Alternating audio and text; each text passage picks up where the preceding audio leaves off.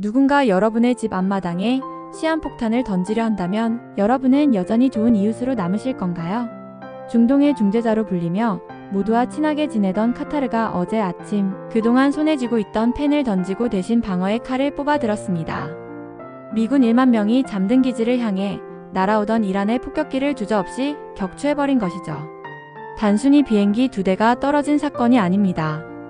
전 세계 가스밸브를 쥐고 있는 카타르의 이전례 없는 선택이 우리의 난방비 그리고 내일의 세계 지도를 어떻게 바꿔놓을지 지금부터 아주 쉽게 풀어드리겠습니다. 카타르의 알 우데이드 기지는 평소 평온함 그 자체였습니다.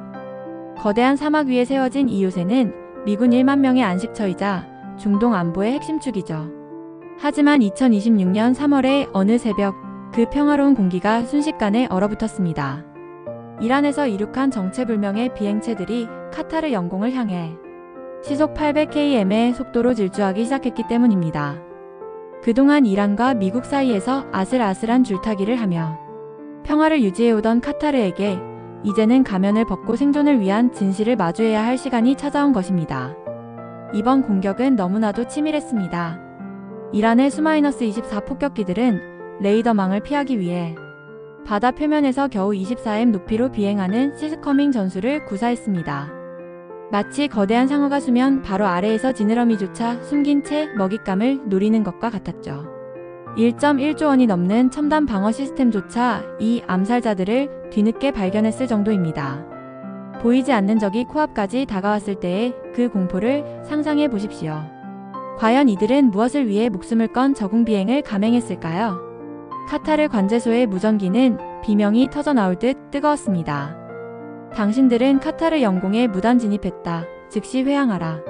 수차례 반복된 경고에도 돌아오는 것은 오직 차가운 기계음과 정적뿐이었습니다. 침묵은 곧 공격 의사를 의미합니다. 미군 기지와의 거리는 불과 2분. 이 짧은 시간 안에 카타르는 국가의 운명을 결정해야 했습니다. 쏘지 않으면 우리 집이 날아가고 쏘면 이란과의 전면전을 각오해야 하는 절체절명의 순간 카타르 조종사의 손가락이 발사 버튼 위에 놓였습니다. 카타르는 역사적으로 전쟁보다는 대화를 선택해온 나라입니다. 하지만 이번만큼은 달랐습니다. 국가안보라는 이름 아래 카타르 공군의 F-15QA는 주저없이 미사일을 발사했습니다. 중립이라는 방패가 더 이상 자신들을 지켜줄 수 없다는 사실을 깨달은 것이죠. 우리는 누구의 편도 아니지만 우리를 공격하는 자의 편도 아니다. 라는 강력한 메시지를 전 세계에 던진 셈입니다. 이 격추 사건은 중동의 역학관계가 완전히 뒤바뀌었음을 알리는 첫 번째 신호탄이 되었습니다.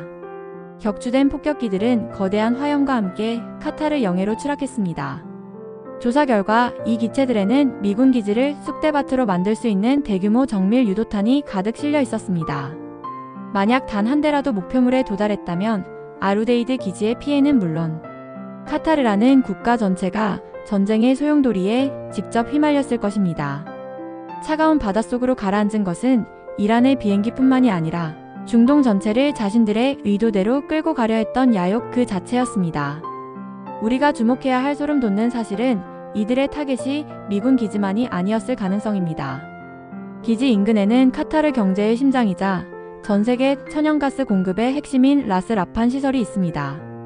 만약 이곳이 타격을 입었다면 어떻게 되었을까요? 단순히 먼 나라의 전쟁 이야기가 아니라 당장 내일 아침 우리가 사용하는 에너지 가격이 수배로 폭등하는 경제 재앙이 시작되었을 것입니다.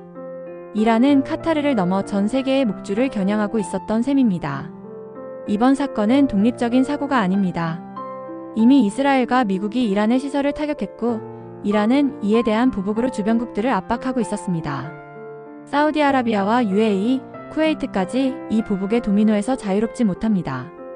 이웃집 싸움의 불씨가 튀는 정도가 아니라 이제는 마을 전체가 불타오르기 시작한 격입니다. 중동의 모든 국가가 누구도 믿을 수 없는 각자도생의 길로 접어들면서 평화의 시대는 종말을 고하고 있습니다.